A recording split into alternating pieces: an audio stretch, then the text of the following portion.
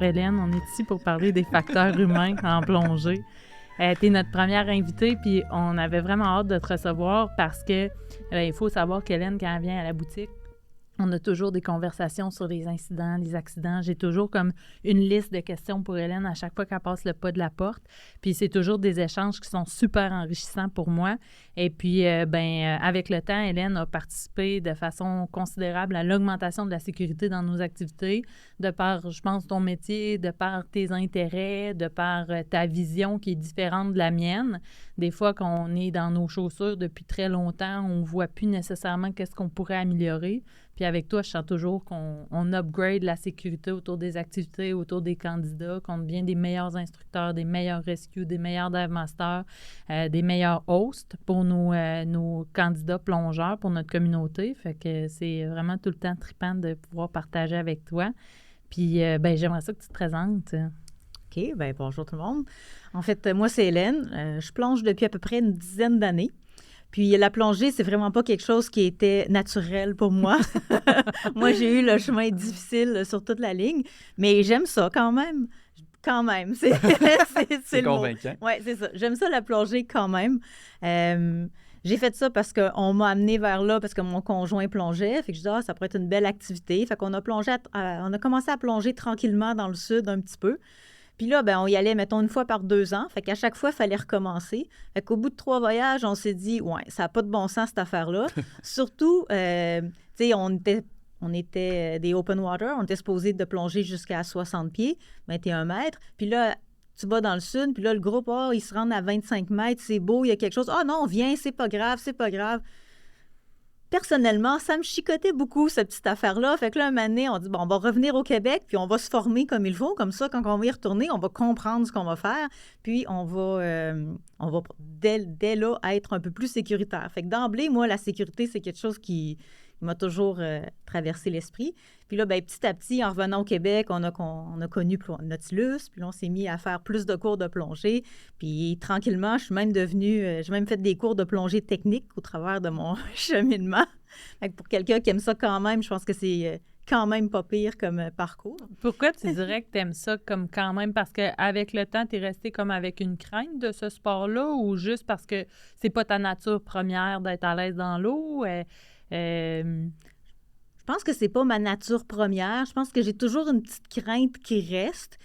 Mais tu sais, j'aime ça beaucoup parce que je veux toujours en refaire aussi. Mais je reste toujours avec c'est peut-être la petite insécurité en moi qui est tout le temps là. Mais tu dirais pas que c'est comme essentiel qu'on ait cette petite insécurité-là tout le temps, que ça nous aide à parfaire, tu sais, justement, nos vérifications pré-plongées, notre rester aux aguets, awareness. finalement. Oui, exactement, tu sais.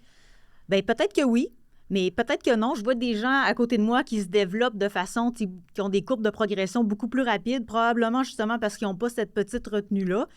Puis il y en a beaucoup qui sont des plongeurs très sécuritaires quand même. Ouais. C'est pas nécessairement juste ça qui fait toi un plongeur sécuritaire. Je pense que ça va dans la personnalité. Là. Fait que plongeuse tech maintenant, plongeuse Dive Master PADI, puis depuis un certain moment, là, instructeur de facteurs humains en plongée. C'est comme ça qu'on appelle ça en français? Exactement. Je pense que c'est une bonne façon de le dire.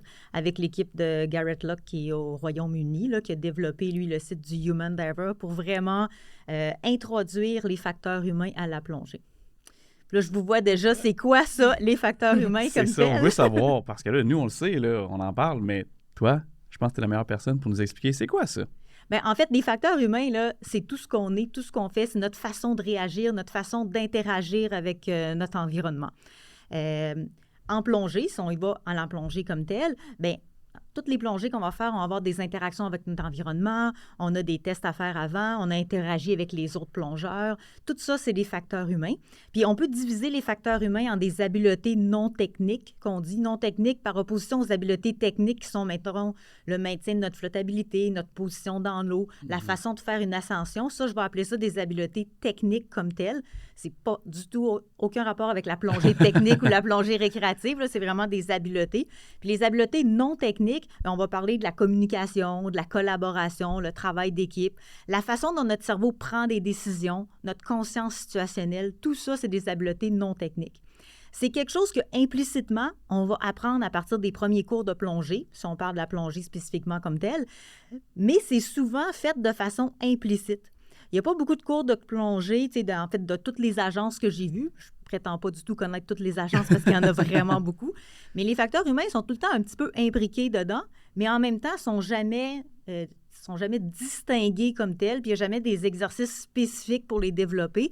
Puis souvent, quand on chemine en plongée, bien, on oublie un petit peu ces affaires-là. On va beaucoup focusser sur nos habiletés techniques, sur si on va en plongée technique, bien, comment faire la décompression, comment calculer nos gaz.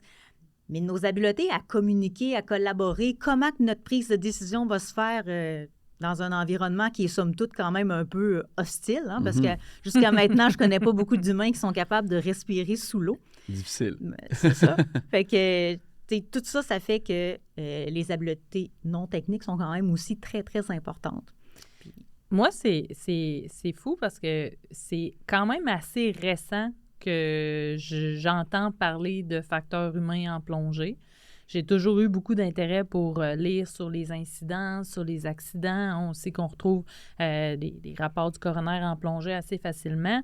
Puis, tu sais, sans être passionné de ça, bien, essayer de détecter d'où c'est venu, la prise de décision qui a mené à un incident et tout ça. Mais on dirait que c'est assez récent quand même qu'on met le nom facteur humain là-dessus. Puis je trouve que ça amène une dimension qui est complètement nouvelle, puis que ça donne l'opportunité aux gens de devenir meilleurs plongeurs, mais comme quasiment dans le confort de leur salon. Je me trompe-tu? Non, tu as tout à fait raison, parce qu'on peut faire l'analyse puis pousser le questionnement sans nécessairement avoir besoin de l'expérimenter. On peut vraiment beaucoup en parler puis trouver c'est quoi les causes des accidents comme tels. Avec les facteurs humains, puis si on va à l'analyse de l'accident puis essayer d'avoir un environnement ou faire des plongées plus sécuritaires, bien, ça va aussi beaucoup par le partage des incidents qui sont arrivés. Puis après ça, on essaye d'analyser bien, pourquoi c'est arrivé. Puis si on prend une perspective de facteur humain, bien, on ne va pas s'arrêter à la première cause. Comme une des causes les plus fréquentes des incidents en plongée, c'est un manque d'air. OK, facile. Bon, on a fait une panne de gaz. Fait que si on s'arrête là, panne de gaz, c'est une des raisons les plus fréquentes de faire des fatalités en plongée. Mais en même temps, pourquoi est arrivé? Puis là, après ça, une fois que tu as répondu au premier pourquoi, parce que j'avais mal calculé. OK, mais pourquoi tu as mal calculé? Puis là, pourquoi? Puis il faut poser le pourquoi au moins 4-5 fois pour vraiment se rendre aux facteurs de base comme tel, un peu aux facteurs organisationnels, puis après ça, voir en tant que communauté comment on pourrait améliorer les choses. Parce qu'il faut se dire qu'on est tous des humains, on est tous pareils. Fait que si moi, j'ai fait une erreur, bien, il y a bien des chances que dans un certain moment, toi aussi, tu fasses la même, ou peut-être que Stéphanie a fait le même dans le passé. Absolument. Mais c'est juste qu'on ne l'a pas partagé, puis on ne sait pas trop pourquoi c'est arrivé, puis ça arrive comme ça. Il faut vraiment essayer de créer. Puis c'est ça un peu les facteurs humains aussi, pour améliorer la sécurité, c'est de créer un système qui va nous empêcher un peu de faire les erreurs, puis qui va nous pousser dans le droit chemin. Fait que Garrett, il y a souvent cette petite phrase-là qui dit facilement, là, les facteurs humains, c'est quoi? Bien, c'est nous forcer à faire ce qu'il faut faire quand c'est le temps de le faire, puis nous empêcher de faire la mauvaise chose quand il ne faut pas faire cette façon-là. Fait que c'est vraiment d'organiser notre système. Un des trucs faciles dont on peut parler, c'est les checklists et les fameuses checklists ou les listes de vérification pré-plongée. Ça, c'est... Toutes les écoles de plongée ont des listes de vérification pré-plongée. Puis dans le cours Open Water, c'est une des affaires qu'on apprend dès le départ. Après ça, combien de personnes qui vont faire leur liste de vérification quand ils vont aller plonger par eux-mêmes? Très peu. Absolument. Puis c'est pas juste de la faire, c'est de la faire en pleine conscience. Parce que des fois, on va faire le ballot. Oui, je suis ouvert. Il me semble que j'ai fait ça dans mon auto tantôt. Ben oui, je t'ai analysé. Je l'ai fait à la shop avant de partir. Mais là, je suis rendue sur le bord de l'eau. Je sais même pas si j'ai encore le même double que celui que j'ai analysé. On le fait pas en pleine conscience. Des fois, là, en se posant vraiment la question, je suis-tu ouvert? Puis je vais revérifier pour m'assurer que je suis vraiment ouvert. Puis ce que j'aime dans ce que tu dis, Hélène, bien, premièrement, c'est vrai qu'au Québec, en tout cas, ben, c'est parce qu'on est ici que je mentionne le Québec, mais on a de la misère à raconter les histoires de plongée qu'on vit parce que ben, ça nous gêne de dire « Hey, ben, tu sais, j'ai manqué à mon devoir d'instructeur, j'ai failli perdre un étudiant, j'ai manqué à mon devoir de plongeur technique, j'avais oublié d'analyser mon gaz, j'ai manqué à mon devoir primaire de vérifier mon air, puis j'en ai manqué. » On est comme gêné de raconter ça parce qu'on a l'impression qu'on est un pas bon plongeur, mais effectivement, tout le monde peut être sujet à un moment donné à vivre ce type de situation-là. Puis, c'est que quand on raconte cette histoire-là, après ça, ben les gens ont tous les faits en main pour analyser ça, mais ils vont pas nécessairement lire les faits pour l'analyser, ils vont juste voir la résultante puis juger. Ah, ça n'a pas d'allure qu'elle ait manqué d'air puis qu'elle était avec des étudiants, puis je vais vous partager mon histoire tantôt, mais on ne sait pas tout ce qui a précédé cet incident-là. Puis récemment, j'étais avec quelqu'un sur le bord de l'eau qui a vécu un inconfort. Il disait « Ah oui, mais j'aurais dû voir que le courant était fort, j'aurais dû voir que c'était pas fait pour moi, j'aurais dû voir. » Je dis « Oui, mais là, tu analyses ça, puis tu as tous les faits en main pour l'analyser. Mais ça s'est pas passé comme ça. Le résultat, c'est ça. Mais tu as pensé que tu n'étais pas dans la zone de courant, tu as pensé que ça allait bien aller puis que tu allais te rendre, tu sais. Que j'aime beaucoup ce que tu dis par rapport à ça. C'est important. A posteriori, c'est toujours très, très facile d'analyser l'incident puis de voir pourquoi c'est arrivé. Parce qu'il y a juste un chemin à faire. On fait le chemin en reculons, puis on a mauvaise décision qui a été prise, pour ça que c'est arrivé. Deuxième mauvaise décision. Troisième mauvaise décision. Quatrième. Fait que là, on est capable de le voir. Mais quand on y va de l'avant, quand on est dans la décision, il y a plein de choix différents, puis on ne se rend pas compte lequel on prend. Puis sur le coup, on prend toujours la décision qu'on pense qui est la meilleure. Il n'y a jamais personne qui fait exprès pour prendre une mauvaise décision pour qu'il arrive un incident. Tout le monde essaie toujours d'arriver, en fait, de faire le meilleur pour lui, le meilleur pour son équipe, à moins peut-être des gens bizarres, là. Mais la plupart des gens, ils veulent faire la meilleure chose. Fait qu'en posteriori, c'est très facile de juger. Mais si on était là la journée dans les mêmes conditions, est-ce qu'on l'aurait vraiment vu? La plongeuse que tu racontes, probablement que maintenant, dans le futur, maintenant qu'elle a vécu ça, bien, elle va analyser le courant différemment. Mais la première fois que tu analyses le courant, tu le sais pas. C'est pour ça que l'expérience qui fait de nous un meilleur plongeur, c'est super important. Puis ça va nous amener beaucoup à développer une des habiletés non techniques super importantes, qui est la conscience situationnelle. Tu sais, des fois, on dit qu'on ne mesure pas les gens au nombre de plongées qu'ils ont faites ou au temps, depuis le temps qu'ils peuvent. C'est vrai. Quelqu'un, un nouveau plongeur peut être très, très bon, puis quelqu'un que ça fait 20 ans qu'il plonge peut être moins bon. C'est vrai qu'il ne faut pas faire ça. Mais en même temps, il ne faut pas non plus enlever la plus-value de l'expérience. Parce que l'expérience a quand même une super grande plus-value, puis ça t'aide à avoir plus de scénarios dans ta tête. Puis plus que de scénarios ou de choses possibles qui peuvent arriver, bien, tu es capable de mieux analyser les situations. Fait que plus que tu en as vécu, bien, plus que tu as de chances d'en voir. Quelqu'un qui a fait tout son cours, mettons, de dive master, d'instructeur, toujours dans le même centre dans le sud, qui est resté là pendant 5 ans, il va être excellent dans ce centre-là. Mais après ça, amène-le à Flincote au Québec, même si c'est une place qui n'a pas beaucoup de courant, bien, peut-être qu'il va être moins bon parce qu'il n'y a jamais, peut-être qu'il n'a jamais plongé en dry suit ou juste l'environnement différent, il va être moins habitué, puis il va être obligé de repartir un peu plus à la base. Il faut que les gens se rendent compte de ça aussi. Tu sais, des fois, c'est difficile d'avoir cette humilité-là, de se rendre compte de ce qu'on a appris, puis de ce qu'on sait, puis de ce qu'on ne sait pas. Oui, on absolument. reste humain, puis tu sais, il y a l'ego qui est toujours derrière ça, puis tu l'as dit tantôt, des fois, on n'ose pas en parler, on n'ose pas le dire, de peur de se faire juger, mais au contraire, plus on expose ce que nous, on a vécu à quelqu'un d'autre, bien là, c'est comme si on venait de te partager notre expérience, alors maintenant, toi, tu vas regarder ça, toi, tu vas comprendre que ça peut arriver. Moi, je le sais pas tant que je l'ai pas vécu, donc si tu me le partages aussi, je vais le comprendre. Puis ben, c'est un peu pour ça que tu es là aujourd'hui. On avait envie de discuter de ça pour qu'on puisse partager ces expériences-là entre nous, mais que tout le monde puisse les écouter aussi. Absolument. Qu'est-ce qu'on fait pour améliorer sa conscience situationnelle? On augmente nos habiletés techniques, assurément. Assurément. Si j'ai une bonne flottabilité, j'ai la tête un peu plus haut, je vois les gens qui sont autour de moi. Mais qu'est-ce qu'on pourrait faire d'autre pour augmenter notre conscience situationnelle? Bien, je vais juste revenir un peu en arrière avant de dire comment faire pour l'améliorer. Je vais juste essayer de la définir comme il faut pour être sûr que tout le monde en parle de la même affaire. La conscience situationnelle, c'est notre habileté à bien comprendre percevoir notre environnement, ensuite comprendre ce qu'on voit, puis après ça, d'être capable d'anticiper les changements qui peuvent arriver.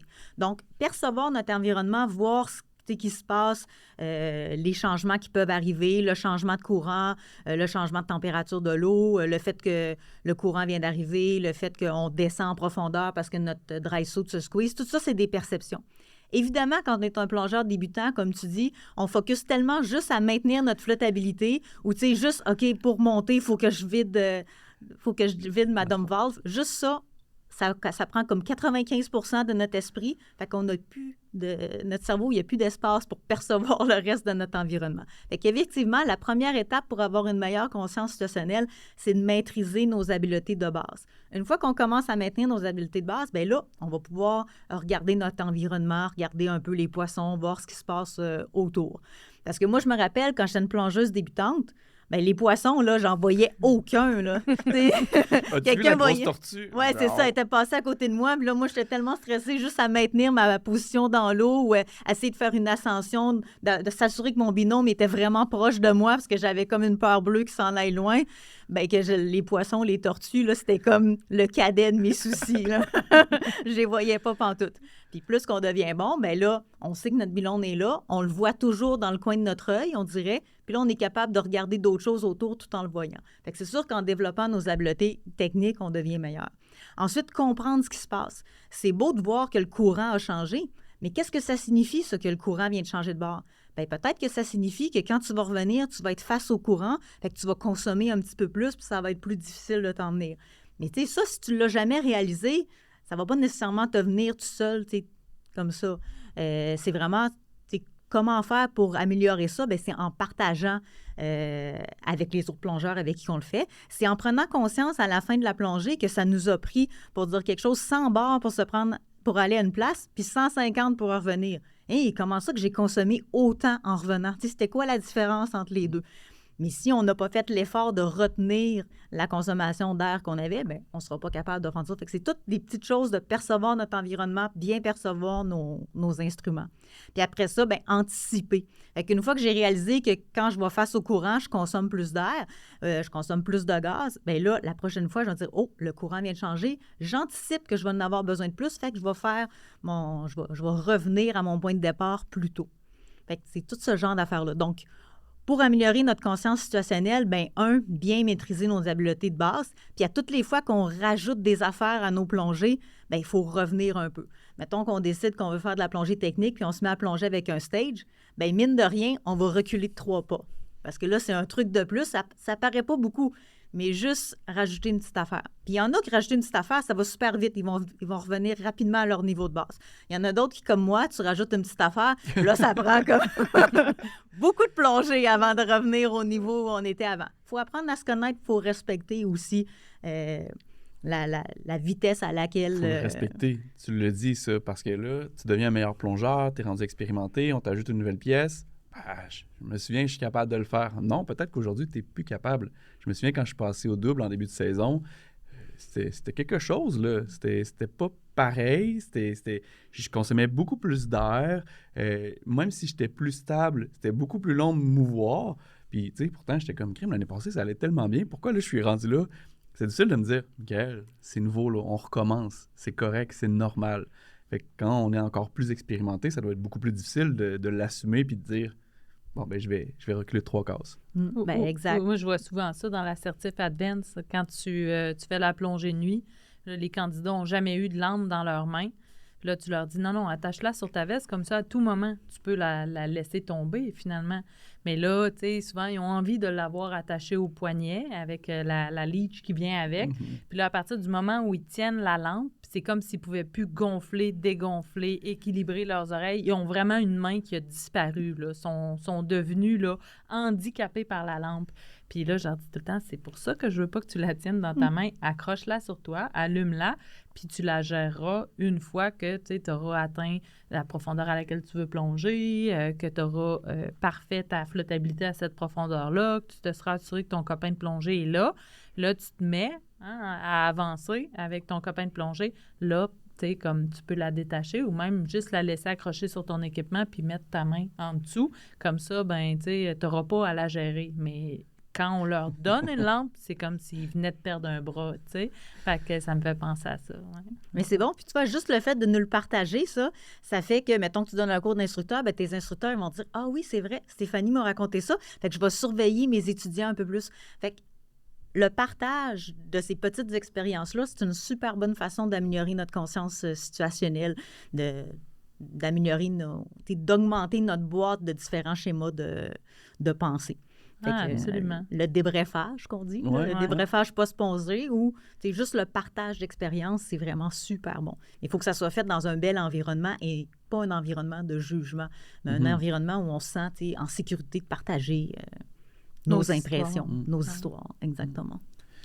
Parmi les compétences des Human Divers ou les Human Factors, laquelle tu trouves qui est, tantôt tu as parlé, celle peut-être qu'on avait une difficulté avec, mais laquelle qui est la plus importante, laquelle qu'on devrait essayer peut-être de mettre plus d'emphase dessus? Je pense qu'elles sont toutes importantes, là, mais laquelle on devrait travailler encore plus fort? C'est dur à dire. Je pense vraiment qu'elles sont tous importantes. La conscience situationnelle, c'est vraiment comme au cœur de tout, parce que c'est ça qui va t'aider à prendre des bonnes décisions. Une autre compétence qui est super importante, c'est la communication. C'est super difficile de communiquer sur l'eau parce qu'on ne peut pas se parler. Même en se parlant, des fois, c'est difficile de se comprendre. Donc, imaginez sur l'eau quand on ne peut pas utiliser des mots. C'est vraiment difficile. Il faut aller à l'essentiel. Ça augmente la prise de conscience que c'est important de s'être bien parlé avant pour avoir bien planifié notre plongée ensemble si on veut l'exécuter. Parce que sous l'eau, là, se communiquer des trucs, là, des fois, là, ça a l'air de quelqu'un qui fait un mime puis qui joue à « fais-moi un dessin » puis qu'il essaye de mimer quelque chose puis c'est complètement l'inverse qui ressort. Là. C'est vraiment très difficile de se communiquer sur l'eau. Puis quand on sort d'une plongée avec quelqu'un, souvent on se rend compte qu'on n'a pas nécessairement vécu la même plongée. Fait que de se le communiquer, ça va nous aider la prochaine fois à être peut-être plus au même diapason. Fait que ça, c'est des compétences, des habiletés non techniques qui ont lien qui ont lien avec les facteurs humains. Bientôt, le micro, je pense qu'il va casser. Il va falloir que j'attache mes petites mains. C'est ça. C'est des choses à garder en tête. Puis c'est dur de communiquer en plongée parce que, en fait, je pense que quand on commence, qu'on a moins d'expérience, on veut pas challenger notre instructeur, on veut pas challenger notre copain de plongée, on hésite à affirmer notre autorité en plongée, dire « Hey, moi, c'est ici que ça s'arrête, j'ai envie de tourner de bord. Hey, copain de plongée, regarde mon mano, on fait surface. Ah non, encore 2 minutes. » Puis là, on se met à être nerveux parce que, bon, on trouve que nous, là, on est rendu à 1200 PSI, on aimerait ça être en route pour la surface. Notre copain de plongée, lui, il a l'habitude de sortir à 500, puis là, il étire l'élastique, puis là, on va retourner voir notre copain de plongée une deuxième fois. « Hey, copain de plongée, moi, j'aimerais ça remonter. » Puis là, ben, tu sais, on a de la misère à affirmer notre autorité, je trouve, des fois, dans la communication en plongée. Je pense qu'avec l'expérience, ça devient quelque chose de très primaire. Là. Moi, si je regarde mes copains de plongée, je leur dis « c'est la fin », là, ils savent que c'est la fin. Puis c'est là que ça se passe. Puis qu'on retourne au rivage ou qu'on met fin à la plongée. Tu sais, j'aurais pas besoin de l'expliquer plusieurs fois. Mais je pense que toi, par rapport à la communication, tu avais quelque chose à dire. Oui, et bien, en fait, j'aurais plein de choses à dire sur la communication. Ben, vas-y, on t'écoute. Déjà, moi, je plonge avec mon chum. Fait que, tu sais, plonger avec quelqu'un avec qui tu es en couple, communication, déjà, en dehors de l'eau, on l'a dit tantôt, c'est difficile. Sous l'eau, je pense qu'on se comprend encore moins. Change de chum. Oui, fait que je suis désolé. Si vous êtes à la recherche, je suis libre. Non, mais c'est ça, fait que j'ai l'impression que des fois, tu sais, premièrement, on n'a pas les mêmes signaux tout le temps. Là, nous, on plonge souvent ensemble, on commence à avoir les mêmes signaux, mais en fin de semaine, on a plongé avec 2 autres binômes, puis tu sais, il me fait le signe on est dans le courant. Moi, le courant, dernièrement, je faisais ça comme ça, là. Fait que je comprenais même pas ce qu'il voulait dire. Je suis comme, OK, ben gars, t'es le capitaine, je te suis, tu sais, vas-y, let's go. Mais finalement, on se suivait, ça allait bien, mais ça aurait pu mal aller si j'avais dit « OK, go, tu veux y aller, j'y vais. » Puis finalement, je prends le lead, on va à l'eau, puis on s'éjecte là et il n'est pas confortable. Fait que tu sais, là, il y avait un manque de communication flagrant, mais comme c'était lui le leader, on l'a suivi, puis ça a bien été. Mais tu sais, ça... Tu vois, tu viens juste de dire quelque chose d'important. Il y avait des signes qu'il utilisait que moi, je ne comprenais pas. Mais ça, c'est une des premières choses. Si on va à la base de la communication, avant d'embarquer dans l'eau, revoir les signes importants qu'on pense utiliser aujourd'hui, puis se les dire. Puis vous allez voir, il y a beaucoup d'instructeurs qui font ça. Avant chacune des plongées, ils revérifient certains signes. Puis il y en a d'autres qui ne le font pas. Mais tu sais, c'est juste ça d'apprendre à développer nos habiletés non techniques. Puis c'est des choses que, tu sais, quand je disais tout à l'heure, c'est dans tous les cours, mais c'est jamais explicite, c'est plus implicite. Bien, dans les cours de PADI, pour prendre un exemple, les instructeurs vont toujours faire des briefs de plongée, puis ils disent de revoir certains signes de plongée avant. Mais il y en a qui le font plus, il y en a qui le font moins. Mais il y en a combien d'instructeurs qui vont dire à leurs étudiants, bien, regardez, là, on communique les signes de plongée que je vais utiliser sous l'eau. Vous, quand vous allez plonger avec un binôme, vous devriez, avant chacune de vos plongées, faire la même chose. On ne le dit jamais, ça. Absolument. C'est juste qu'il faut que les gens comprennent que l'instructeur il a fait ça, fait que peut-être que moi, à la prochaine plongée, il faudrait aussi qu'avec le binôme avec qui je vais, je m'assure qu'il a appris à la même place puis qu'on fait les mêmes signes. Mais les facteurs humains, c'est justement ça, c'est de l'explicité, de se dire, regardez, gang, de se partager nos signes avant chacune des plongées, c'est une des étapes super importantes. Même chose, l'exemple que tu donnais, moi, je veux sortir à 1200 PSI, mon ami veut sortir à 500 PSI. Bien, ça ne marche pas, ça, comme base. Ben On ne peut pas commencer une plongée de même. Il faut comme faire un compromis avant d'entrer à l'eau, soit qu'on va se rejoindre les deux à 750, ou soit qu'on va dire, bien, garde, moi, c'est vraiment 1200 ma limite pour le genre de plongée aujourd'hui. Si tu ne veux pas faire ça avec moi, bien, je vais trouver un autre binôme, on va changer les équipes. Parce qu'il y en a un de nos deux qui va être malheureux pendant toute sa plongée. Tu sais, un qui va être stressé parce qu'il va aller trop loin, puis l'autre qui va être fru parce qu'il n'aura pas été assez efficient avec l'utilisation de son gaz, là. Peu importe comment qu'on dit, mais il faut avoir des objectifs communs. Mais justement, la consommation d'air, là, c'est la même chose que... tantôt, je donnais hors d'onde un exemple de communication avec quelqu'un qui est hiérarchiquement parlant plus élevé que moi. T'sais. Fait qu'encore là, dans le sud, le Dive Master, je lui fais signe, il me reste 1500 PSI. Il dit « OK, parfait. » Ah bon, et il le sait. Fait qu'on continue à plonger. Puis on plonge, on va voir d'autres affaires. Puis à un moment donné, je suis rendu à 1000, tu sais. OK, parfait, il me fait signe, OK. Mais là, moi, je voudrais remonter. Là, ce serait mon moment de remonter. Mais le Dive Master, il remonte pas. Lui, il est avec les autres, puis il a du plaisir. Mais là, à un moment donné, je regarde mon chum, je suis comme là, je suis rendu à 700 PSI, tu sais. On fait quoi, là? Et le Dive Master, je lui ai refait signe 700, puis il me dit encore OK. Mais là, moi, je suis pas à l'aise, là. J'ai plus envie de continuer ma plongée. Donc là, il me dit, ben on remonte, tu sais. Lui est là-bas, pas grave, nous, on remonte. Fait qu'on a décidé à ce moment-là de remonter, mais j'aurais pu me rendre encore là à peut-être 500 PSI, 300, puis là, manque d'air. Donc, tu sais, là, j'étais avec un copain de plongée qui m'a permis de remonter sécuritairement à 2, mais si j'avais été avec quelqu'un d'autre qui, lui, dit, ben c'est pas grave, toi, remonte. C'est ça qui est plate dans ce concept-là, où est-ce qu'on se sent peut-être inférieur au Dive Master qui devrait prendre les décisions. Tout à fait. Puis ça, c'est un des soucis aussi avec la plongée, comme là, on va dire dans le sud, là, mais des fois, quand on manque un peu d'expérience, on se fie beaucoup à d'autres personnes qui sont justement en position d'autorité. Puis on a comme prémisse qu'ils vont toujours faire la meilleure chose pour nous. Mais ça peut arriver des fois qu'ils ne savent pas ou qu'ils ne connaissent pas notre consommation ou que nous, on respire comme 4 fois plus que la moyenne des ours parce que notre système il est fait comme ça ou on est encore dans notre période d'apprentissage puis on est plus stressé sous l'eau. Fait que, le Dive Master, il ne le sait pas si tu n'y as pas communiqué avant. Puis effectivement, la prémisse qu'on peut toujours terminer la plongée n'importe quand est là, est supposément claire pour tout le monde, mais c'est très difficile à appliquer. Puis là, tu étais avec un body qui t'a permis de le faire, c'est merveilleux. Mais des fois, tu vas te sentir mal parce que tu vas te dire, hey, là, je sais pas, on est aux îles Turquoises, on a payé tant d'argent pour venir ici, c'est une super belle plongée, on n'aura pas l'occasion d'en faire d'autres. Je ne vais pas y gâcher sa plongée parce que là, moi, je respire trop vite. Je vais vraiment essayer de me rendre au maximum. Puis c'est dans ce temps-là qu'on se met un petit peu dans des situations plus à risque, si on peut dire. Ouais. Mettons qu'on se rapproche de la limite du risque. Ça ne veut pas dire qu'il va nécessairement arriver un accident, parce que des accidents en plongée, il y en a somme toute pas si fréquemment que ça. Mais on se rapproche de la ligne. Puis la journée où on va avoir un incident, où on va se faire une grosse peur, puis ça va complètement changer notre vision de la plongée, on ne sait pas quand est-ce que ça va arriver.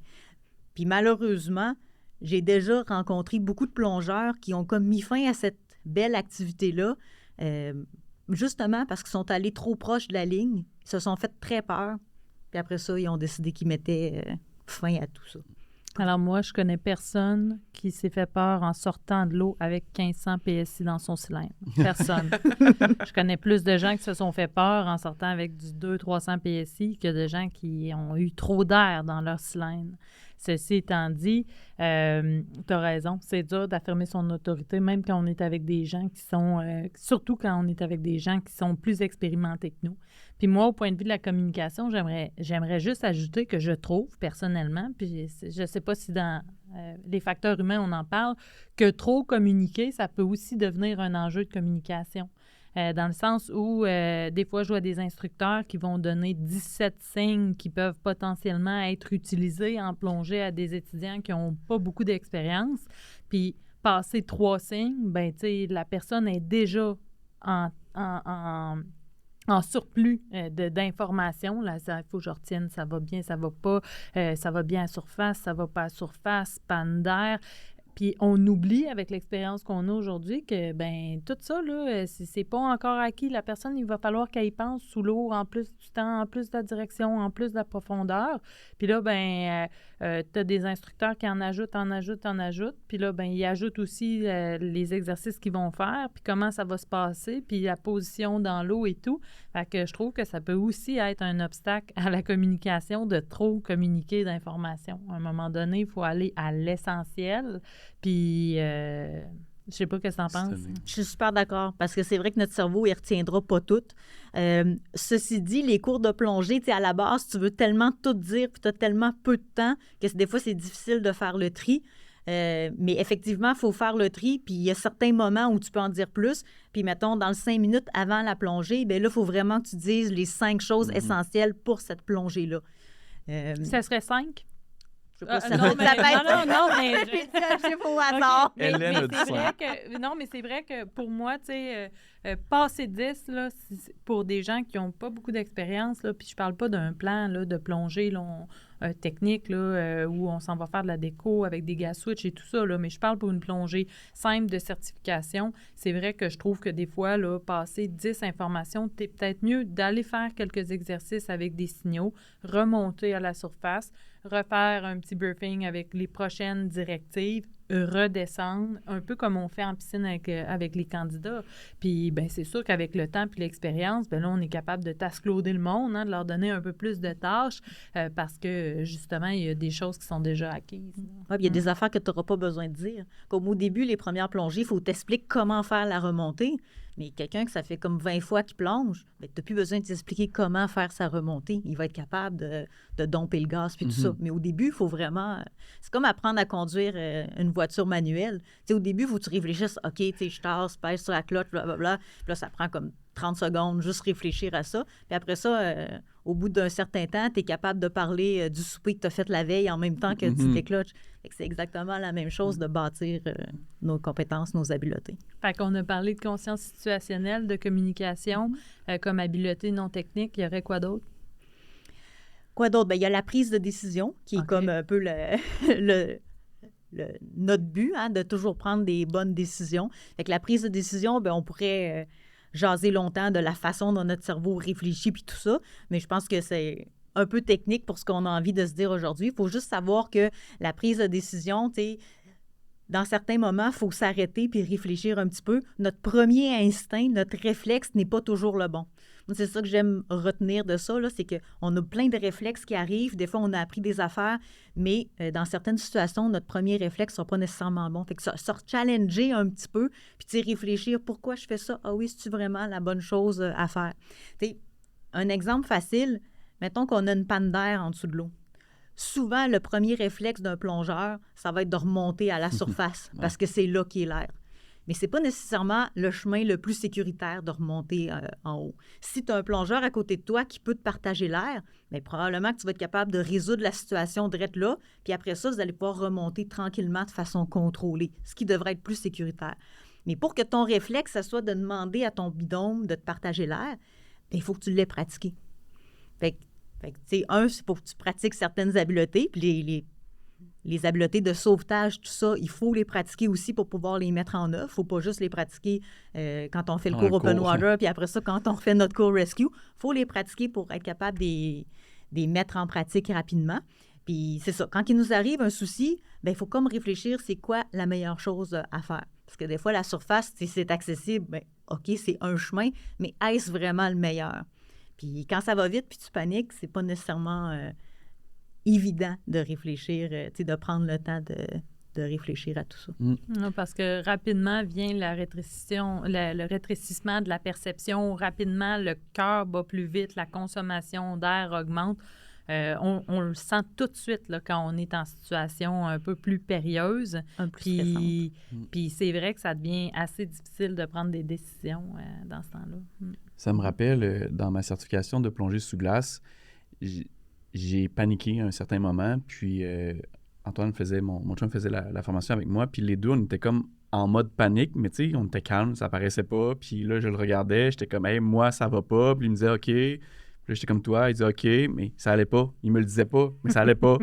Et là, moi, je suis comme « Hey, là, on remonte », tu sais, puis là, les deux me regardent « OK, oui », mais là, personne remontait, fait que j'étais comme « Mais là, gang, tu sais, on remonte », puis là, personne remonte, puis là, j'ai commencé à stresser, là, j'étais tellement, je voyais plus rien, puis là, à un moment donné, je me suis dit « Michael, t'as encore ton air, t'as encore ton masque, t'es correct, respire, calme-toi, puis après ça, on va pouvoir remonter. » Lui, il faisait la même chose de son côté, sans me le dire. Mais après ça, on remonte, puis on est déçus, on est comme « Hey, tu sais, on n'est pas bon, on n'a pas réussi, blablabla. » Puis là, ben, après ça, je dis « Mais tu sais, on aurait pu décider de go, on se gonfle, puis bam, on se pète la tête dans la glace. » On ne l'a pas fait. Donc, on a pris la décision de se calmer, de respirer, de réaliser qu'on est capable de remonter doucement et sécuritairement. Donc, c'est un peu ça, la prise de décision aussi, qui des fois aurait pu être teintée par « Là, je suis en panique, ça va pas bien, j'ai l'impression que je vais finir dans le fond. » Mais j'étais attaché à une corde. Je pouvais pas aller plus de 100 pieds. Mais notre gestion de la panique, en fait, de la panique, c'est pas un beau mot parce que la panique, une fois qu'on vit vraiment la panique, il est trop tard, il n'y a plus rien à faire. Mais la gestion de notre stress comme tel, puis quand on sent que ça monte, que justement que la vision tunnel arrive, c'est là qu'il faut être capable de s'arrêter, prendre une grande respiration, puis tu sais, de le contrôler, puis de revenir à la base comme tel.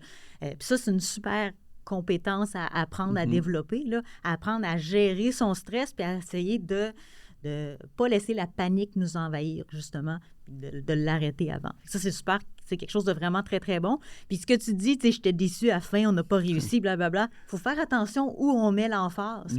Parce que, tu sais, OK, mais pourquoi il fallait absolument réussir ça? Puis, tu sais, pourquoi il faut réussir telle affaire en 3 plongées? Pourquoi que ça n'en prend pas 6?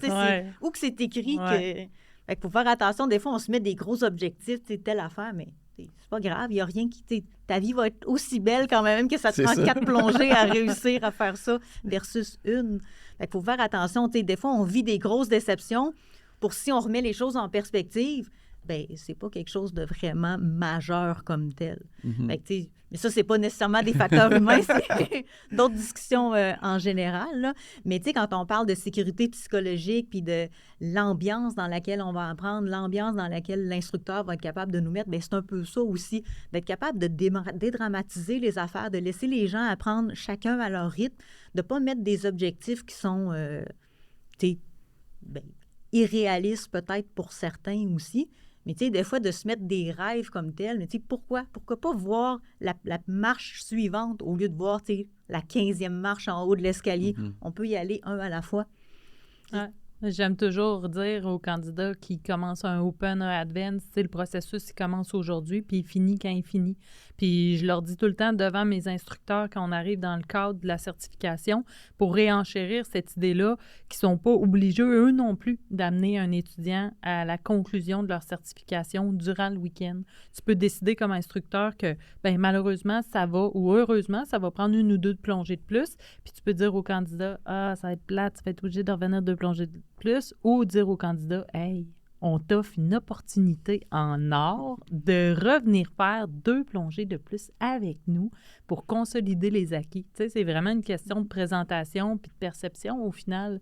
En fait, peut-être qu'on devrait même pas dire qu'il y a un nombre de plongées requis. Tu sais, c'est une aventure qui commence, puis ben, elle va finir quand elle va finir. Puis tout le monde évolue aussi avec une certaine un bagage qui est différent. Tu sais, il y a des gens qui vont être bons, très, très vite dès le départ. Puis il y en a pour qui ça va être beaucoup plus long. Puis ça peut être parce qu'ils ont déjà passé proche de se noyer puis ils ont peur de l'eau. Ça peut être parce que dans leur passé, ils ont déjà essayé la plongée sur un resort à gauche, à droite, puis ils n'avaient pas réussi. Des fois, il y en a qui arrivent avec des craintes comme « Ah, ben moi, en avion, j'ai toujours vraiment mal aux oreilles. Tu sais, je vois pas comment ça va être possible de plonger. » Puis la première chose qu'on sait, c'est que parce qu'ils ont été écoutés, qu'ils ont pu ventiler cette information-là, sont déjà vraiment meilleurs qu'il y a 5 minutes quand il t'en avait pas fait part, tu sais. C'est vrai, puis malheureusement, c'est toujours encore nous autres qui s'en mettent sur les épaules. Fait que ce serait bien qu'on puisse faire ça. On commence l'aventure, puis elle se termine quand on a complété chacune des compétences qu'on devait compléter.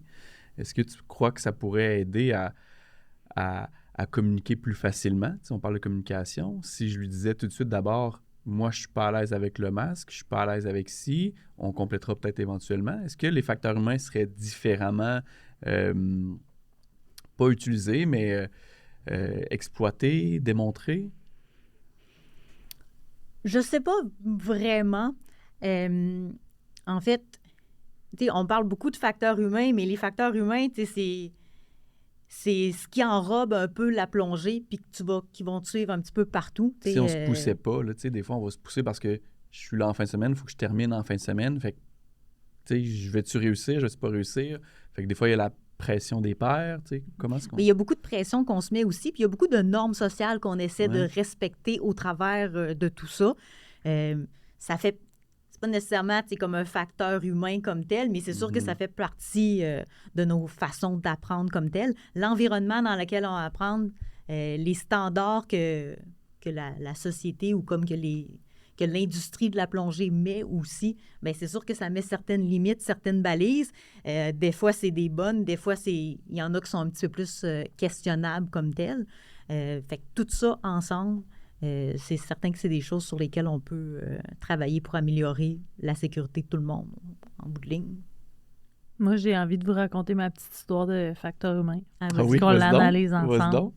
Fait que, en fait, j'en ai déjà parlé sur mes réseaux sociaux parce que j'avais envie d'être celle qui ouvrait la porte pour la communauté à dire « Hey, moi, j'ai vécu telle histoire, puis j'ai envie d'enrichir les plongées des autres, les expériences des autres de par mes histoires plus, je vais dire, négatives. » Fait que j'ai manqué d'air une fois en 25 ans, puis c'est assez récemment, il y a peut-être 3-4 ans, en situation d'encadrement avec des étudiants. Oui, Hélène, avec des étudiants. On était sur le site du Conestoga. On n'est vraiment pas sur un site là, avec un haut niveau de challenge pour, on va dire, les compétences que j'ai. Puis, j'ai 4 élèves certifiés. Je dis élèves parce que, bon, quand on encadre, même si on n'est pas en certification, ce sont nos élèves. Et puis, je prends mon double qui est proche du trailer, j'analyse mon gaz, j'ouvre mes cylindres. J'embarque à l'eau et ma petite sœur Anne, pour ceux qui la connaissent, qui est instructeur, plongeur GUE avec d'excellentes compétences techniques, décide de venir avec moi. Et le double qui reste, c'est un gros double de 133 pieds cubes. Donc, je veux pas qu'elle plonge avec ça. Je trouve ça trop gros pour elle, même si elle a tous les outils en main, toutes les skills requises. Je suis très protectrice avec elle. Fait que j'ai dit non, je vais prendre le double de 133, prends mon 100 pieds cubes. Fait que mes élèves sont assis sur le bord de l'eau, je sors de l'eau, j'y donne mon double, je vais chercher le double de 133 pieds cubes, j'embarque à l'eau, j'ouvre les cylindres, puis on part. Puis là, on se met à drifter sur l'épave du Conestoga, pour ceux qui la connaissent. Donc, on drift le long de la coque, un bateau qui a à peu près 250 pieds de long. Quand on arrive sur le derrière de l'épave, à la poupe, on se protège par le derrière du navire pour remonter à l'intérieur des côtes du bateau qui a été au fil du temps vidé. Puis là, on remonte le bateau en se tirant sur les planches parce qu'il y a quand même un bon courant. Je suis à côté de 2 personnes. Anne est à côté de 2 autres élèves. Puis on monte là, jusqu'au bout de l'épave. Puis en arrivant au bout, je sens la résistance s'installer dans mon détendeur. Puis je sais exactement qu'est-ce qui se passe. Tu sais, je me dis pas, je pense que c'est probablement l'expérience qui fait que je reconnais tout de suite cette petite tension-là. Puis je sais pertinemment qu'il me reste une autre puff. Tu sais, je suis pas du tout en panique, mais je regarde mon pressure gauge et je suis à 0. Puis je me vire vers Anne, j'en ris pour pas en pleurer. Je me vire vers Anne, puis je fais signe panne d'air. Puis Anne, je la fais toujours beaucoup pratiquer, ces skills-là. À l'époque surtout, tu sais. Fait que là, elle me dit, hey, je vois qu'elle me dit, non, pas ici. Là. On pratique pas d'exercice en encadrement sur une épave dans le courant. Puis là, je dis dans mon détendeur un gros mot qu'elle entend très bien. Fait que là, je la vois déployer sa hausse de 7 pieds puis se dire, non, ça se peut pas qu'on vive ça ici. Donc, je passe sur sa hausse de 7 pieds. Et puis, on est rendu en fin de plongée. Je m'éjecte avec le groupe. On rejoint la surface. Puis, on va au sec débriefer ça. Donc, c'est ce que j'ai fait. J'ai fait ça, ouais. Puis, j'étais vraiment gênée d'en parler parce que, en fait, non, je n'étais pas gênée d'en parler. Pour vrai, je n'étais pas gênée d'en parler, mais tu sais, je sais que probablement que mes haters, que je salue, se disent ça n'a pas de bon sens, manquer de gaz, dans un contexte d'encadrement, ça n'a pas de bon sens qu'avec l'expérience qu'elle a sur une épave comme ça, machin. Mais en même temps, c'est arrivé. Fait que voilà. Qu'est-ce que t'en penses, Hélène? Mais en fait, tu dis, je n'étais pas gênée d'en parler, mais c'est un peu gênant quand même. Mais tu sais, c'est normal. Parce que quand tu manques d'air, tu sais que tu as fait quelque chose de pas correct. Fait que d'emblée, tu es un peu gêné. Mais j'ai pas fait un hold-up. Non. C'est ça le pire. Effectivement. C'est moins pire, mais tu sais, c'est normal. On se dit, voyons où que j'ai manqué. Parce que c'est la première chose qu'on se dit, c'est moi qui ai manqué quelque chose, certainement. Fait que c'est normal de sentir. Mais après ça, il faut comme partager avec les gens pour essayer pourquoi c'est arrivé puis comment faire pour plus que ça arrive à d'autres moments. Puis on a parlé des listes de vérification. Puis là, tu disais que tu l'avais fait à part de tes étudiants puis tout ça. Mais souvent, dans les cours, là, on regarde nos étudiants faire les listes de vérification. Puis moi, quand je suis devenue Dev Master, c'est la première chose que j'ai remarqué. Là. On regarde les étudiants faire les ballots, tout ça, tout est beau. Bon, ils sont tous prêts, ils s'en vont à l'eau. Puis là, après ça, toi, t'es Dev Master. L'instructeur, il est allé dans l'eau en premier, parce que c'est lui le premier. Puis là, toi, t'es Dev Master. Après, là, il faut que tu te dépêches, parce qu'en plus, ils vont t'attendre. Fait que là, tu fais ça le plus rapidement possible. Puis des fois, c'est là qu'arrivent des petites bévues ou des petites oublis. Fait que là, c'est un peu la même chose. Pourquoi que l'instructeur, là, tu as comme changé à la dernière minute, tu n'as pas eu le temps de refaire tes choses, mais ça ne devait pas être la première fois que tu ne faisais pas tes choses. Quand on change d'équipement ou qu'on est à la dernière minute, pourquoi qu'on fait ça tout le temps de cette façon-là? Ou on pourrait essayer de changer nos façons de faire pour que ça soit fait de façon plus systématique. Puis pourquoi aussi qu'il faut que les étudiants ne peuvent pas nous regarder, nous autres aussi, faire notre check-up? Parce que si on veut développer l'acceptabilité sociale de faire la liste de vérification pré-plongée, bien, c'est pas négatif que les étudiants te voient la faire. Au contraire, on est des petites bêtes qui apprennent vraiment plus en imitant socialement les autres plutôt qu'en écoutant. Fait que si moi, je dis à tous mes étudiants, allez, faites vos listes de vérification, blablabla, c'est super important, mais qu'ils ne me voient jamais la faire, bien, probablement qu'ils vont retenir que moi, je ne l'ai jamais faite. Comme même tout ce que j'ai dit, là, ça va comme être du vent dans leurs oreilles. C'est vraiment, ils m'ont jamais vu la faire, fait qu'ils la font pas.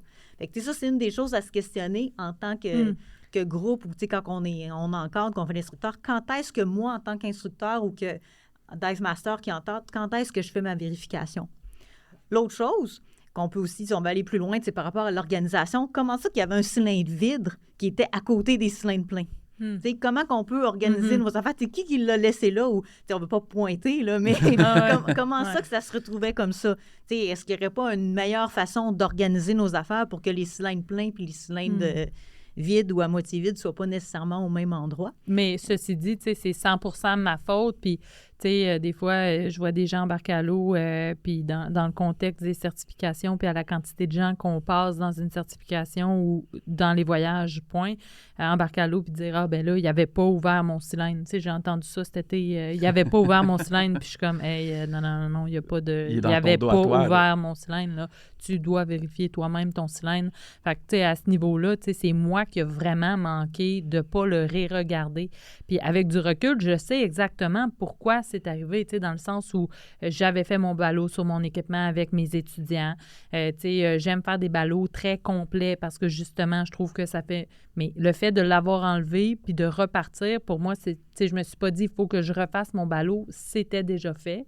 Après ça, le peer pressure, là, la pression des pairs, mes étudiants, je leur aurais dit, hey, la gang, ça va prendre 5 minutes de plus, puis ça les aurait vraiment pas dérangés. Mais moi, je savais qu'ils étaient dans l'eau puis qu'ils m'attendaient, fait que je voulais faire ça rapidement. Je voulais vraiment que ça aille vite.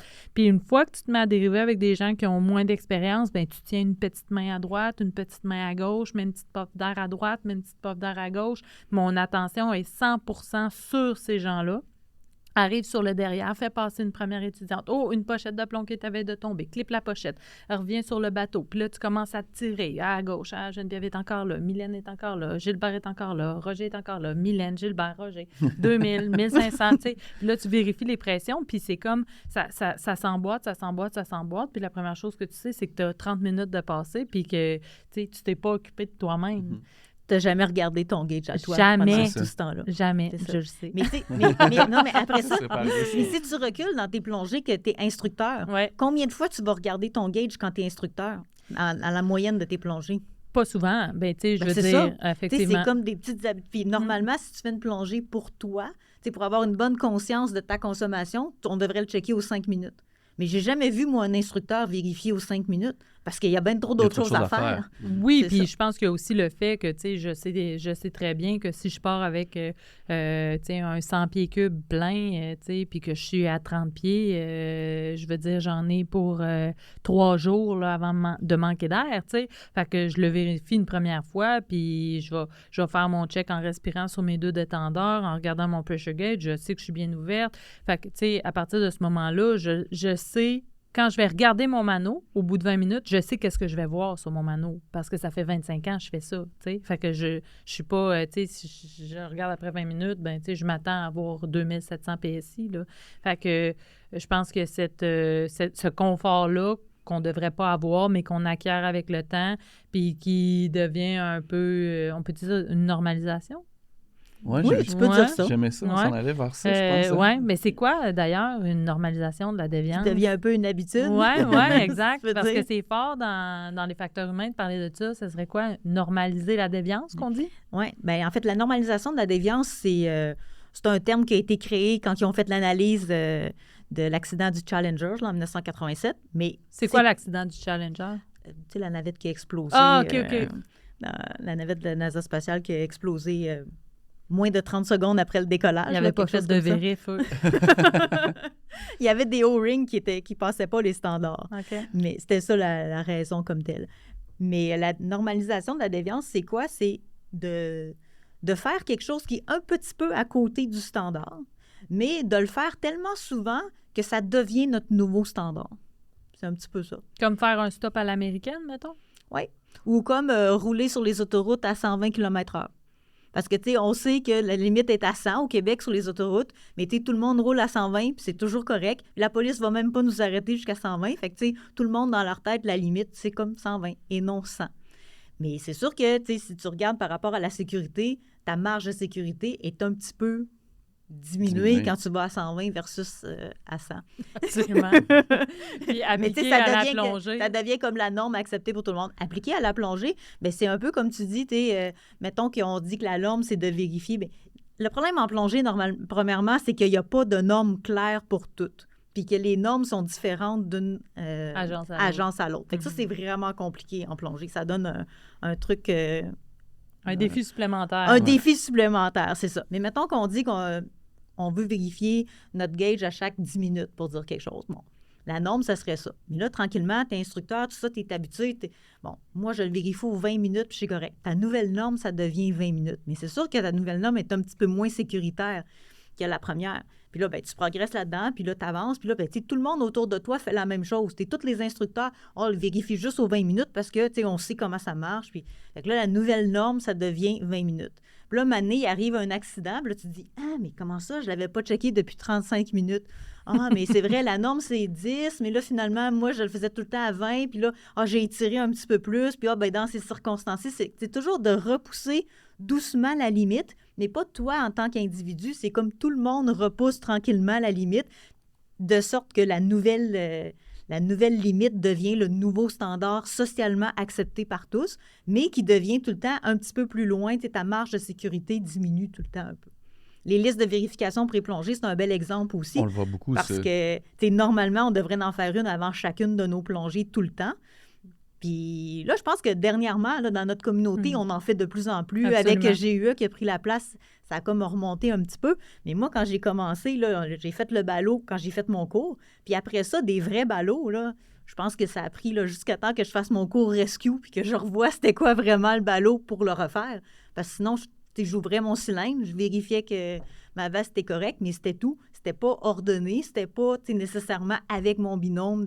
Fait que j'étais comme quand même assez loin du standard, mais c'était quelque chose, tout le monde faisait ça. Il y a personne qui faisait vraiment des choses structurées dans un ordre comme tel. Oui, puis tu l'as dit, de voir quelqu'un le faire, ça nous porte à le faire, assurément.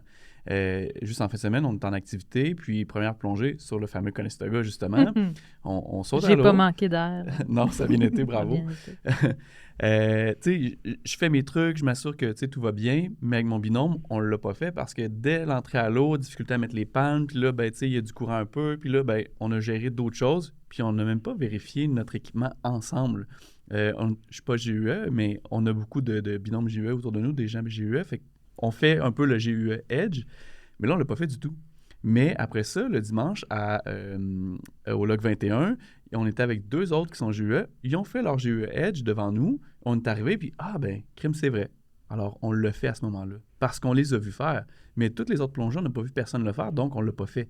Et c'est pas qu'ils l'ont pas fait, là, on l'a juste pas vu, nous. Alors, de voir quelqu'un le faire, assurément, nous porte à le faire. Fait que peut-être qu'on devrait mettre plus d'emphase sur beaucoup de choses comme ça, si je lui dis de le faire, il va le faire, mais en plus, si je le fais devant lui, il va le faire avec moi, il va le faire avec son binôme, il va le répéter la prochaine fois aussi. Oui, puis ça va vraiment dans les deux directions. Tu répètes les bonnes choses, puis tu répètes aussi les mauvaises choses. Un exemple, dans les plongées des cénotés au Mexique, là, il y a comme des petites places où tu peux aller faire un peu de la cave, mais tu es juste sur le bord.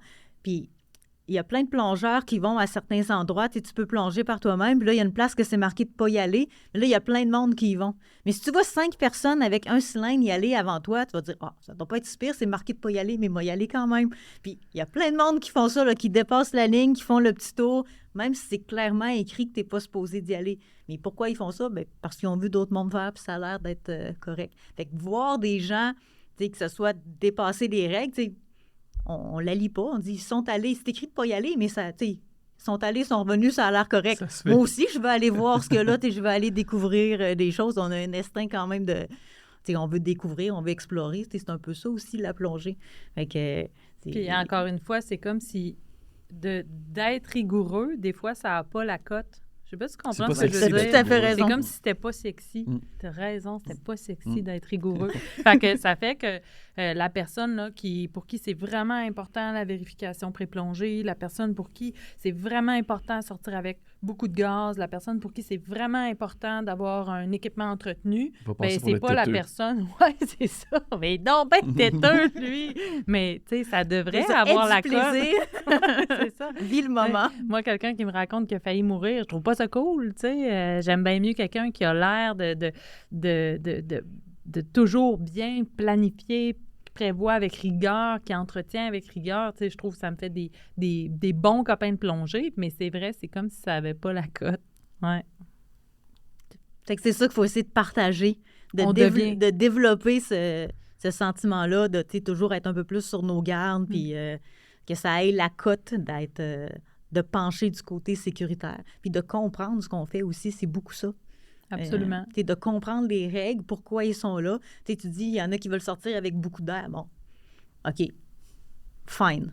Mais pourquoi tu veux sortir? À quoi qu'elle va te servir? À quoi qui te sert le gaz que tu vas avoir? Est-ce qu'il y a une façon de le calculer? Est-ce que le gaz que tu as besoin pour aller à 100 pieds, c'est le même que pour aller à 30 pieds?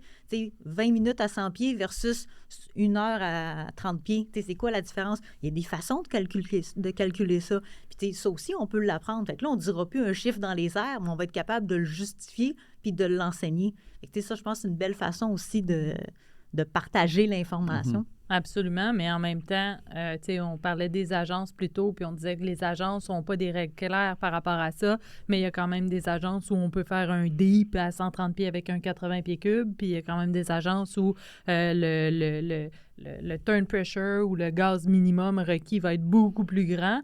Fait que, des fois, je pense que les gens s'y perdent, puis par manque de connaissances, par manque d'éducation en plongée, ben vont croire qu'ils sont en sécurité jusqu'à temps qu'il y ait un bris sur leur régulateur, une hausse, par exemple, low pressure qui pète, puis là, ben ils sont à 100 pieds, puis ils se rendent compte que la marge de sécurité était faible. Quelques secondes plus tard, ils n'ont plus de gaz, puis qu'effectivement, avec le gaz qui reste au copain de plongée, la remontée s'entame, puis on n'aura pas d'over. Là. On espère que le bateau va être à surface quand on va arriver à surface. Puis, compte tenu qu'on a flushé nos tubas, on espère trouver un morceau de bambou qui traîne. Puis, tu sais, de fil en aiguille, tu te dis, il y avait beaucoup de mauvaises décisions dans ce qu'on a fait. Je fais telle affaire depuis toujours, puis finalement, c'est peut-être pas la bonne chose que je faisais. Il y a plein de choses qu'on peut remettre en question, là. Mais effectivement, avec les agences différentes puis les différentes règles, c'est très, très, très facile de s'y perdre. Fait que c'est pour ça qu'à un moment donné, quand tu te mets à plonger de plus en plus, ben, de poser des questions puis d'aller comprendre les règles. Parce que respecter les règles, c'est une affaire. Puis, la normalisation de la déviance, on parle beaucoup de dépasser un peu les règles. Mais c'est pas juste de dépasser les règles, c'est vraiment que la règle se transforme socialement. C'est ça, la normalisation de la défiance. Les règles, dépasser les règles, changer les règles, mais ça nous aide dans nos prises de décision parce qu'il y a beaucoup de règles qui sont là pour nous apprendre, pour nous aider à prendre des décisions rapidement, mais pour être capable de les appliquer au bon moment, il faut les comprendre. Fait qu'il ne faut pas juste apprendre les règles de façon un peu bête et mécanique, mais il faut essayer de comprendre pourquoi c'est là, puis pourquoi je fais ça. Nos vérifications pour les replongées, pourquoi c'est là, c'est quoi les choses importantes à vérifier, pourquoi analyser mon gaz avant chacune des plongées. Puis effectivement, si tu plonges toujours avec de l'air, puis des petites plongées à 30 pieds, peut-être que c'est pas absolument nécessaire de tout le temps, mais il faut bâtir sur ce qu'on fait, puis de développer une bonne habitude tôt dans ta carrière de plongeur, c'est super important aussi, parce que plutôt que de transformer tes habitudes au fil du temps, mais t'es mieux de bâtir sur des choses solides, puis toujours répéter la même affaire. Ça va vraiment être plus ancré dans toi. Avec les facteurs humains, c'est un peu ça aussi. Essayer de commencer de la bonne façon, de bien comprendre pour grandir... que l'arbre pousse droit en commençant, si on peut dire. En conclusion, j'aimerais savoir, Hélène, comment ça se déroule un cours Human Diver, facteur humain en plongée? Grosso modo, à quoi on peut s'attendre quand on s'inscrit dans ce type de formation-là? Bien, le type de formation que je donne par rapport aux facteurs humains, il y a beaucoup de simulations au travers parce que, les facteurs humains, on en parle, fait qu'il y a de la théorie, on jase, on fait des exemples, tout ça, mais après ça, comment faire pour le développer comme tel? Les cours sont faits avec un genre de petit simulateur, un genre de jeu vidéo, puis on joue à ça, puis on est tous des novices, hein, c'est tout un jeu que personne connaît, fait qu'on apprend tous de la même place, puis là, après ça, on va focusser vraiment sur certaines habiletés, la communication, notre prise de décision, la conscience de l'environnement dans le jeu comme tel, puis on partage les expériences, puis à chacune des différentes missions, ouais, c'est ça, chacune des choses, on apprend puis on devient meilleur. Puis vraiment, c'est le débriefage ou la façon dont on va discuter puis ça va vraiment focusser sur les habiletés non techniques. Fait que puis après ça, on va l'amener à la plongée, là, mais on le développe vraiment en faisant de la simulation avec des petits jeux vidéo. C'est un peu comme ça que ça se déroule, ces cours-là. Puis pour l'avoir fait, ça fait sortir de chez certains individus le pire. Je salue mon ami Pierre-Ly. De par la communication, tu as envie d'être écouté pendant la mission, mais là, tu n'es pas le chef de la mission. Donc, il faut comme que tu sois plus un follower. Puis là, tu te retrouves dans des situations où tu as envie de dire hey, « Non, on s'en va pas sur la bonne planète », mais que finalement, tu n'es pas écouté. Puis en tout cas, moi, j'ai trouvé que ça avait fait sortir le rôle de leader de chaque personne qui était là à certains moments. Ça nous a toutes, par moments, mis un peu en colère de ne pas être écoutés. Puis c'était bien intéressant. Puis on est sorti de là grandi. Fait que je le recommande largement. Ça fait ressortir des traits de personnalité aussi, des fois. Des traits qu'on aime et qu'on n'aime pas par rapport à soi. On se voit des fois dans un miroir, on dit « Oh non, c'est pas vrai. » Je ressors encore ça. Ceci dit, c'est vraiment fait dans une ambiance de partage puis pour s'améliorer. Puis c'est correct, nos traits de personnalité, on les a comme partout. Des fois, ça fait même sortir des petits conflits. Mais le but, c'est d'apprendre à les gérer. Puis là, on est dans un environnement vraiment sécuritaire. On n'est pas en dessous de l'eau en train de plonger. Fait que le but, c'est d'apprendre à gérer tout ça. Puis ça peut nous aider aussi, oui, en plongée, mais dans toutes les autres sphères de la vie aussi. Parce que nos habiletés non techniques, on les utilise en plongée, mais on les utilise dans bien d'autres choses. Puis j'aurais pu le dire au début, mais toutes ces... Là, c'est amené à la plongée, puis on en parle de plus en plus à la plongée, mais ça vient initialement du domaine de l'aviation, puis ça a été beaucoup appliqué aussi dans le domaine de la santé. Puis moi, je travaille dans ce domaine-là, fait que c'est de là que j'ai comme pris mes bases comme telles là, dans le domaine de la santé, puis appliquer ça à la plongée. Mais en bout de ligne, c'est un peu les mêmes concepts théoriques que tu appliques à différentes activités comme telles. Fait que c'est ça. Puis pour les gens qui nous écoutent, qui ont envie d'en apprendre plus, oui, il y a le cours qui se donne, mais y a-t-il d'autres choses qu'on peut faire, qu'on peut suivre, des vidéos à regarder, des podcasts à écouter? Y a-t-il des endroits que tu nous dirigerais? Bien, il y a le site du Human Diver qui a été créé par Garrett Locke, où il y a vraiment une mine d'informations, beaucoup de blogs. Il a fait un petit cours en ligne aussi qu'on peut prendre, qui est vraiment super intéressant, qui dit vraiment l'ABC des facteurs humains comme tels. Puis il donne aussi un genre de webinaire là, qui dure 10 semaines, 2 fois par année. Fait que quelqu'un qui veut pousser un petit peu plus loin, vraiment, j'ai référé sur le site web de Human Diver. Là, on va mettre ça là, en ligne dans la description, donc tu vas pouvoir trouver ça facilement. Okay? Absolument. Puis j'espère que ça vous donnera l'opportunité à la communauté, aux gens qui nous écoutent, de partager les incidents, les accidents que vous avez vécus en plongée, en toute honnêteté, franchise, en étant à l'aise, puis qu'on pourra peut-être faire de quoi par la suite avec ça, avec Hélène, bien sûr, dans un futur podcast, si elle accepte de revenir avec moi et Michael. Mais tu sais, pouvoir analyser d'autres situations que vous avez peut-être vécues sur lesquelles vous aimeriez qu'on porte un regard peut-être différent.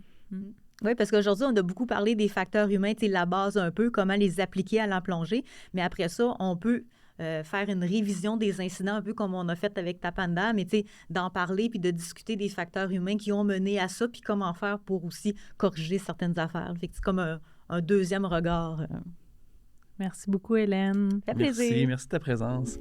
Fait que, en souhaitant que ça vous plaise, parce que nous, ça nous a plu beaucoup. Ça te plaît? Donc, ça m'a plu. Ça m'a plu beaucoup. Moi aussi, ça m'a plu beaucoup.